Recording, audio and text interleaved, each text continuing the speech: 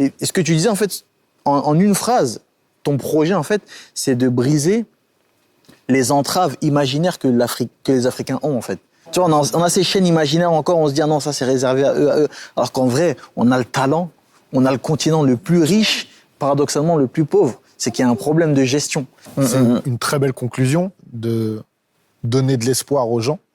Je pense que c'est aussi un petit peu tout ce qu'on fait dans nos métiers respectifs. Et pour terminer, j'aimerais justement, pour partir dans ce message d'espoir, vous nous partagiez, vous, votre meilleur souvenir pour rester sur la bonne lignée. Moi, l'un de mes meilleurs souvenirs en carrière, c'est quand, moi, mon slogan, depuis que j'ai commencé en amateur, c'est « Je suis le meilleur alors que le meilleur gagne ». Tout le temps, quand j'allais en compétition, j'étais amateur. Les gens disaient « Mais c'est qui lui ?» Moi, je disais « Je suis le meilleur alors que le meilleur gagne ». Je me souviens, j'arrivais dans mes compétitions amateurs, j'arrivais avec 2 CD. Avec un CD, avec 2 musiques dedans. Je disais « Ça, c'est ma musique d'entrée ». À l'époque, je mettais toujours Bafana Bafana La Fouine. Ça, c'est ma musique d'entrée. Et je dis, dès que je gagne, ça, c'est la musique. Je mettais du Doggy. Tishmiat Doggy. Et je dansais quand je gagnais.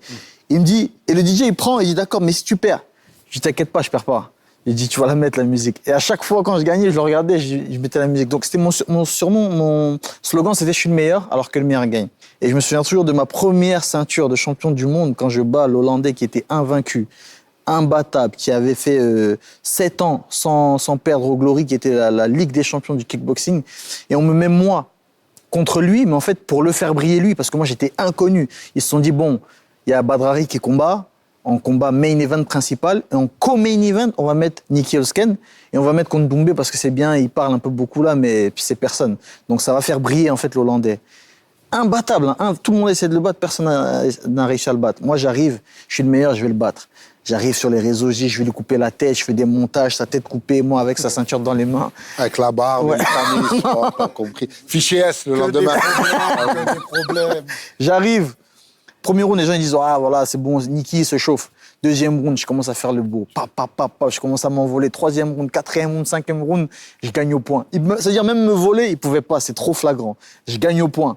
Et mon meilleur souvenir, c'est quoi? C'est quand le journaliste, quand je regarde le reportage sur France 2, tous les sports, il dit à 24 ans, Cédric Doumbé est le meilleur kickboxer. C'est juste ça là. Ça y est, moi, c'est ça mon meilleur souvenir. Moi, j'étais là, c'est moi qui disais je suis le meilleur.